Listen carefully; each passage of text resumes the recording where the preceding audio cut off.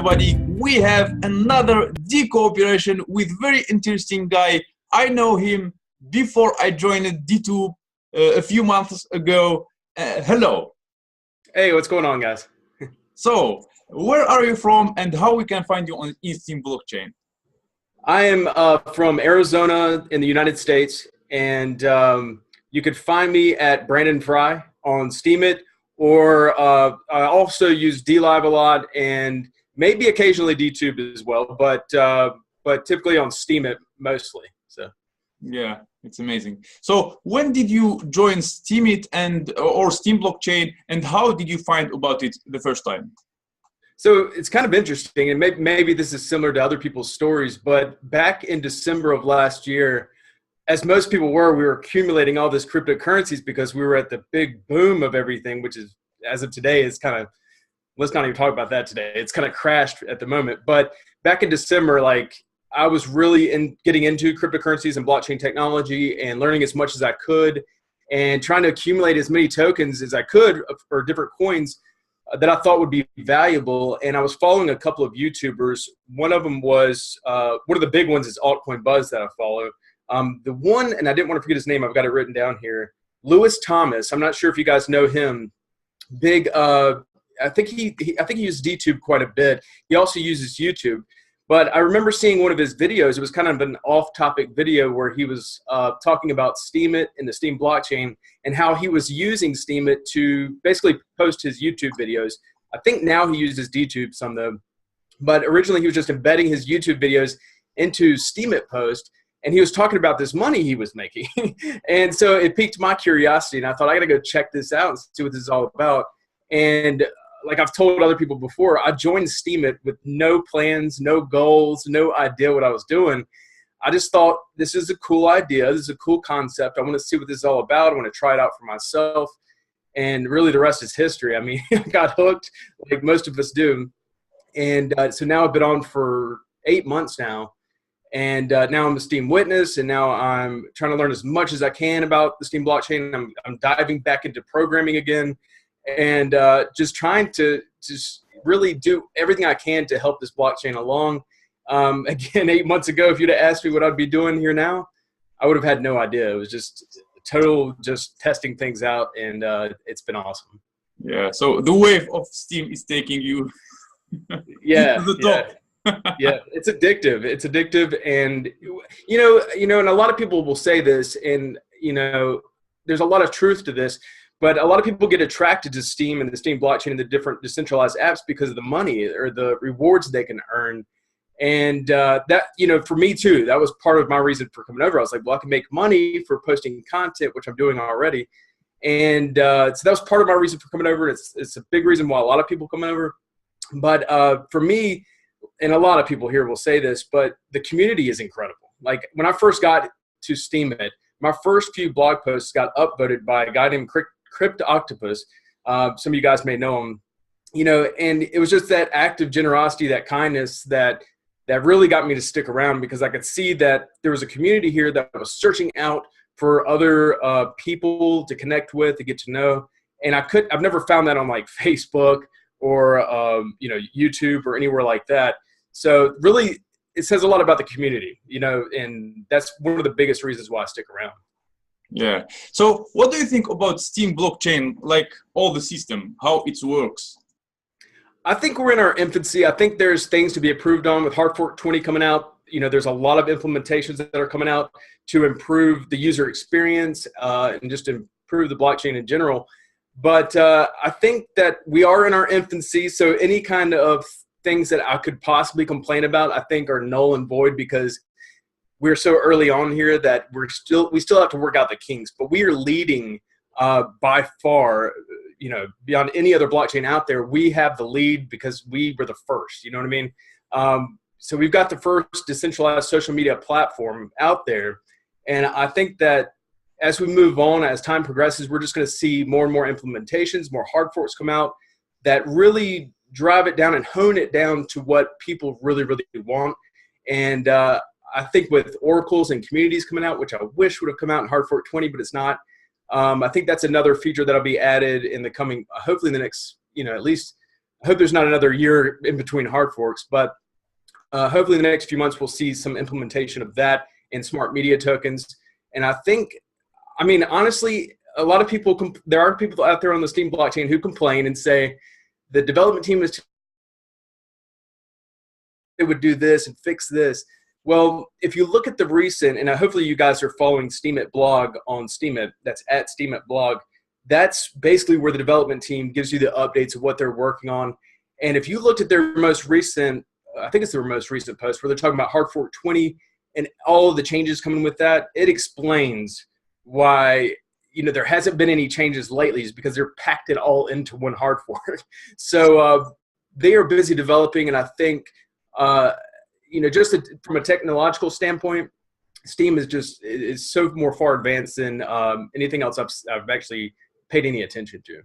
Yeah, I've seen a lot of like cryptocurrency that try to pay for posting, but most of them they are promising.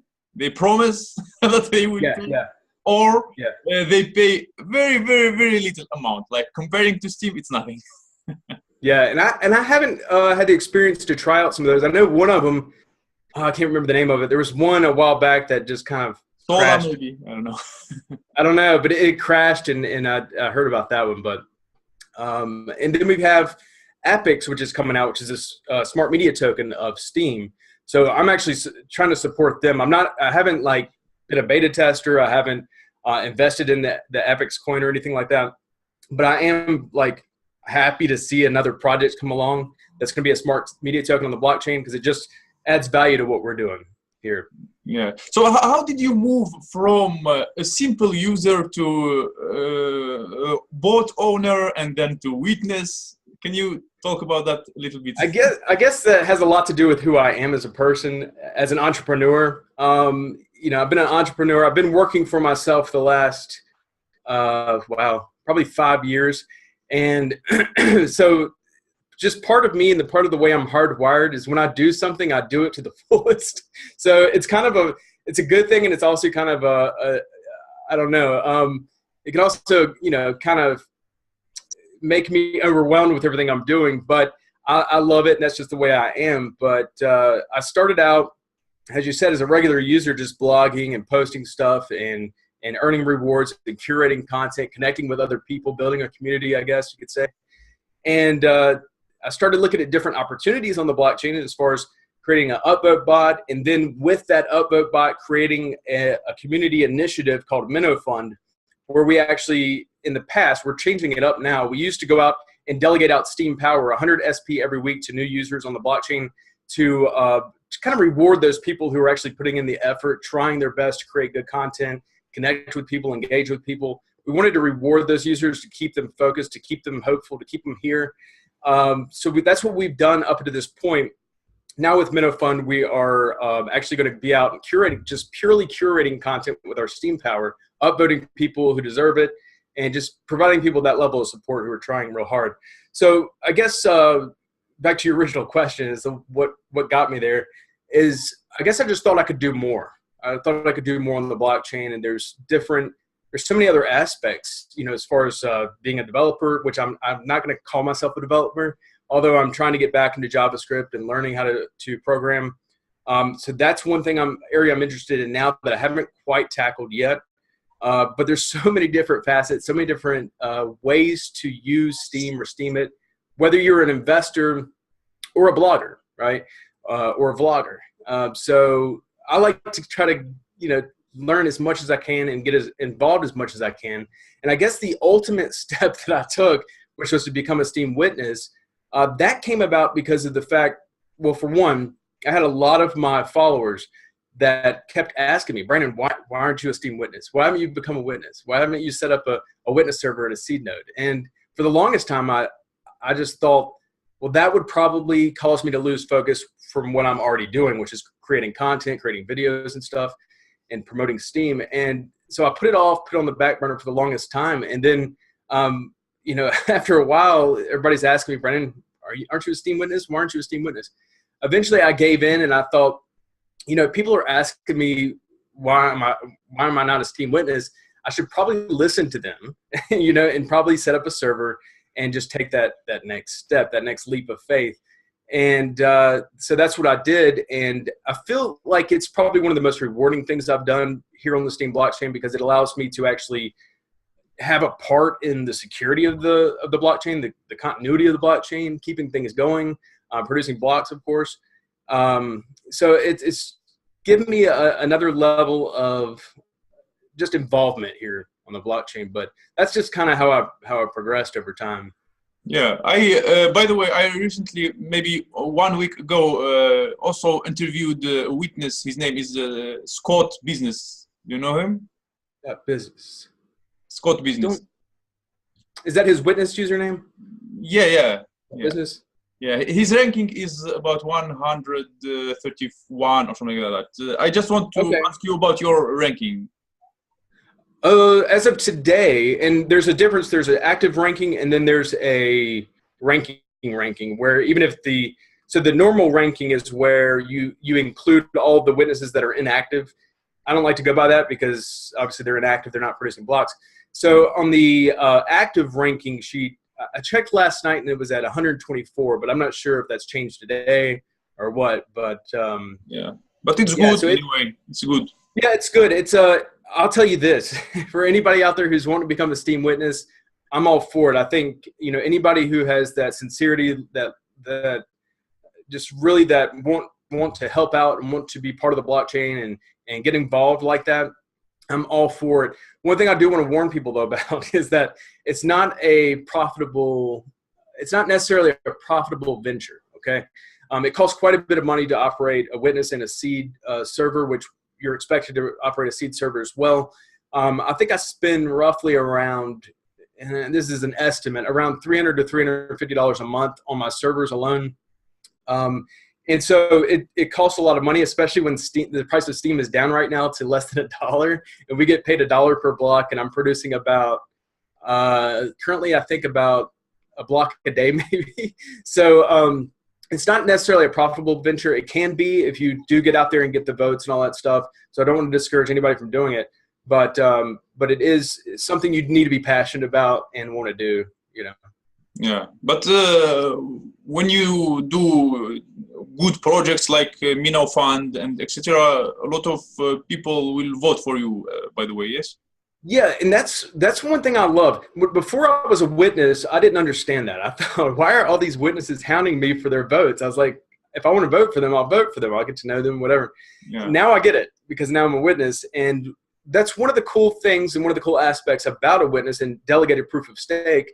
And witnesses, in case you guys don't know what a witness is, let me just explain that real quick.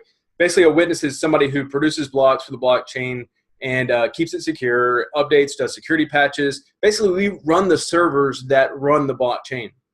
Yeah, okay? I think witnesses are more important than creators. Yeah, and there's also a lot of other, as you guys, if you're paying attention to the hard fork coming up, hard fork 20, you'll notice that it takes 17 of the top 21 witnesses to vote on that, to come to a consensus, to agree on the hard fork 20 for it to even happen. So there's a lot of decisions, also price creation fees and stuff like that, that we have to kind of know about and we have to familiarize ourselves about in case we have to, if we are in that top position, we need to make a decision on stuff. So there's a little more responsibility than just running a server. And I'm trying to remember what your question was again. No, I said that when you are making such amazing project like Minnow Fund, a lot of people will vote for you as a witness, I think, because and that's a lot of minnows we have now. Yeah, and that's what I was going to mention. I'm glad you brought that back up. Yeah, so that's one of the cool things. Again, I used to feel like, man, all these witnesses are coming at me wanting their votes, and I didn't understand it. Well, now I understand it, and actually I like that. I like the fact that witnesses don't just get your vote. They don't get to just produce blocks. They require your vote in order to move up in the ranks, like we were just talking about, and to produce blocks. Otherwise, you may produce a block once a week, or less than that. So I think it's actually a good setup like that. It's a good kind of democratic system, and it forces witnesses such as myself to go out there and support the blockchain, right? We want to get your vote. And in order to get your vote, we need to do something, right? And I've mentioned that in I think it was in my witness application post. I feel like, you know, I don't ever feel like I deserve your vote. I feel like I need to keep working hard to maintain that vote and keep doing whatever I can for the community and for the blockchain. Yeah, and I think I that's a like cool. the change also of Minnow Fund that you decide to upvote people instead to delegate. Yes. Yeah, and one of the things we noticed, of course, when the currency of Steam, the price of the currency goes down, unfortunately, we noticed that participation goes down all across the board, you know, with blogging, curating, or participating in communities like Minnow Fund. So over the past few months, as we've seen a decline in the price in this bear market, we've noticed that a lack of participation in Minnow Fund. And we, up to this point, we've pretty much, you know, depended on people to nominate people that they feel deserve our delegation. And so this totally, what the change we're making totally takes that out of the equation. And now we're going out and seeking out as a community, and also me and my girlfriend helps run it. And I'm also considering setting up a Discord channel for Minnow Fund itself, so we can locate these minnows out there and find out, you know, the people who are working really hard to produce good content despite the price of Steam, you know, and are out there just on a day-to-day basis engaging with people and stuff. We want to reward those people so we can go out and use the Minnow Fund account. Instead of delegating out Steam power, we'll go out and uplift these people on a regular basis and provide them that level of support, which should boost their rep, you know, boost the money they're making, obviously, on their post, and hopefully get them more engagement, more, you know, more awareness to their channels. So yeah, of course. The thing also I like about you that when I look about something about Steam or Steemit or any decentralized application on Steam blockchain on YouTube, when I write, always I find your video. I like to see. It's the I like to hear work that. you are doing. You are really promoting Steam in YouTube very well. Yeah, and you're one of many people that have come to me and said, Brandon, I found your video on YouTube. Thanks for helping me out. And you know, there's a lot of there's several Steemians, as we call ourselves, who have quit using YouTube altogether because they just want to support the decentralized apps. And I think that's okay to an extent if you just want to use DTube or if you just want to use DLive or whatever. But honestly, it's probably better, at least at this point in our infancy, to be posting on YouTube. For one, it's going to help you build your following, like you just mentioned. You know, people find me on YouTube, then they come over to Steemit and follow me there if they're already on Steemit. Otherwise, number two is you're going to bring more people over to Steemit. I actually just had a comment probably 30 minutes ago from somebody who said, Brandon, I saw your videos about Steemit on YouTube. I finally got my account created today. Here I am. So it's cool to hear that it's working from a promotional perspective, you know, and basically I'm out there marketing for Steemit and the blockchain. So I think it's important to continue doing that. And it's because of comments like you just made that I'll continue putting videos on YouTube so people can find them. Yeah, yeah, of course. I noticed also another thing. A lot of people are complaining about Facebook and YouTube, and they say bad things about them, but they don't understand that we have to profit from that traffic, because the YouTube traffic is huge. It's like crazy. If we learn, it's at the top in the world with the traffic that they have. And also Facebook, also they have a good traffic. So we have to profit from that traffic to invite more creators and even investors to Steam blockchain. Right, it's huge. So let's imagine somebody who's a really, really big content creator comes to DTube and they decide, hey, I'm not gonna I'm not gonna use YouTube anymore. But they're actually doing DTube and Steam blockchain a disservice, because they're the voice we need out there on YouTube and on Facebook to let people know that this exists and that they can come over here and check it out and try it out, like I did. You know, if Lewis Thomas wouldn't have made his video about how much money he was making on Steemit, I've never known about it. You know, I would have never checked it out. So we need to continue using those traffic sources, I guess you can call them. And I think more than 50% from people that joined Steam blockchain recently, they are mostly from YouTube. Yeah, there's a lot. Yeah, There's definitely a lot. Let's move to you and tell us, please, what are your skills and things that you do well in your life? That's a good question. Well, my background as far as schooling goes is IT, so web design and networking security. And so that was kind of my background, my schooling, which I never really well, I can't say I didn't utilize it. I utilized it in my business, but not as far as I haven't ever worked as an IT person per se. I had a web design business for probably a year or two, and then I gave that up and decided to get involved with an industry that many people are afraid of, which is network marketing and affiliate marketing. And so I started doing network marketing and worked for a couple of companies. And so over probably the last 5 years or so, I've been heavily involved in that. So that's with marketing and sales. And so I've learned how to, like you said, with the SEO and on YouTube, I learned that from my marketing background, how to target traffic and stuff like that. So I've used that pretty well with YouTube as far as getting people over to Steemit. As far as anything else, though, IT, you said, marketing, and yeah, I mean, those are my major skill sets, I guess you could say. Yeah, and improving also. You improve very fast. I see. Yeah, I try. That's something I'm really, if I'm passionate about something, and I learned this later on in life.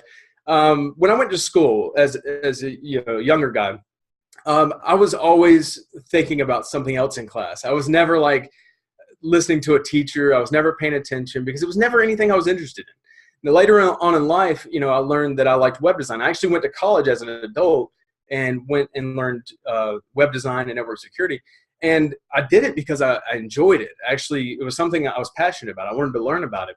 And so it's kind of the same way with Steam and Steemit. I'm passionate about it. I love it. So I want to learn as much as I possibly can. I want to connect with as many people as I possibly can. And so I think as long as I'm passionate about something, that's what causes that drive for me to want to just excel. Yeah. Yeah, amazing. So the last question is about tips. Just give the most important tips that you think for Steemians to grow and to improve. I think probably there's a lot of different things you could be doing to improve as far as a content creator. And probably the biggest one that I see people miss is that, and you don't have to do this, but what I found for myself is that it's better for me to find my primary niche and what I'm passionate about, what I want to write about, or what I want to blog about on a regular day-to-day or weekly basis. So if you could kind of nail down what it is you're interested in, and what I try to tell people is when they're first getting started out, and I don't care what social media channel you're on, or if you're on the Steem blockchain or YouTube, whatever, find out a few different categories or a few different niche topics that you can talk about, and play with them, right? Play with them. Choose 3 to 5 or something like that, and continue to create content surrounding those topics.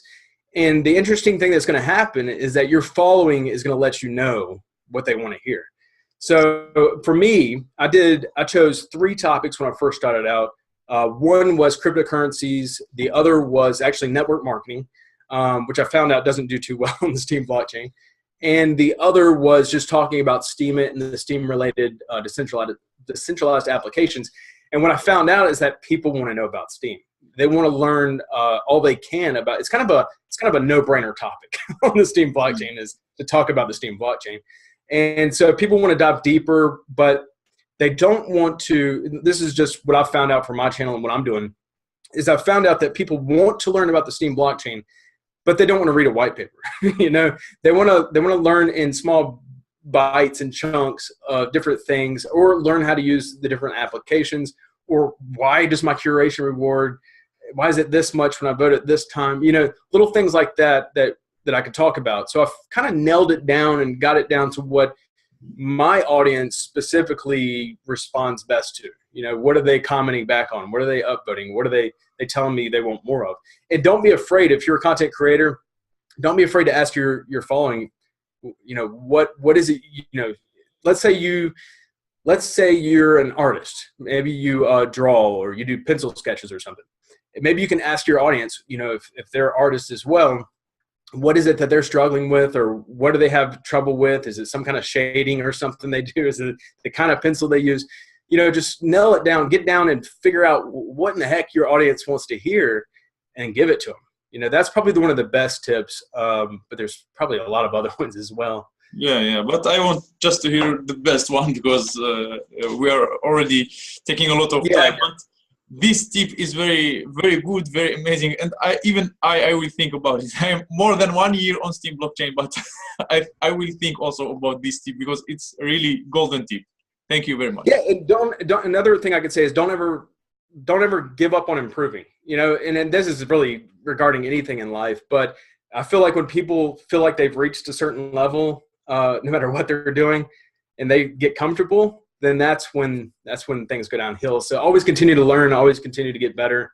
You know, that's the best advice. Yeah, thank you very much for these amazing tips, for your story, and for everything you are doing for Steem blockchain. And we hope to see you more in our decooperation. We have also a Discord server. You can join us. And cool. Any link you want or anything you want to promote, we will promote it in the post. And see you next time. Thank you for being with us. All right. Yeah, thank you for having me. Bye.